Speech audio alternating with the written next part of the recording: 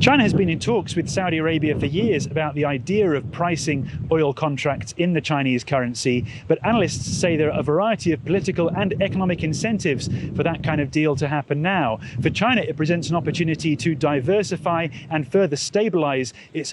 energy supply at a time when the energy supply it's getting from Russia is coming under increasing pressure from international sanctions towards Russia's oil industry. There are also efforts from the Chinese government to internationalize the Chinese currency. This would be a good way for it to continue to do that, and it could present a further boost to the offshore trading of the Chinese yuan, which has been facing a major strain in the past couple of weeks because of a huge sell-off in Chinese assets and Chinese stocks, partly linked to vocal US concerns over Beijing's close relations to Russia. For Saudi Arabia, this also presents an opportunity to take advantage of those sanctions that are being placed against Russia's oil export industry at a time when most of Europe and many international players are either placing sanctions or at least are reluctant to receive Russian oil. It also presents an opportunity to really pose a dent to the US dollar's dominance in the global petroleum industry, which would therefore undermine somewhat US geopolitical influence. And also it provides Saudi Arabia with a way to organically diversify its own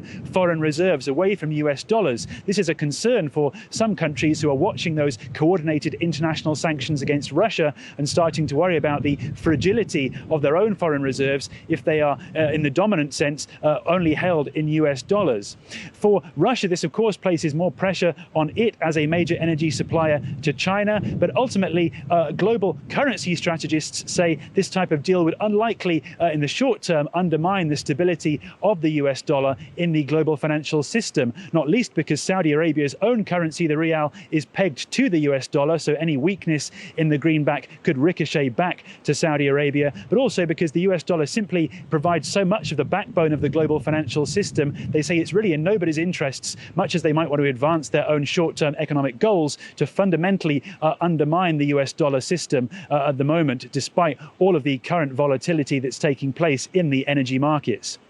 Richard Kimber for SABC News in Hong Kong.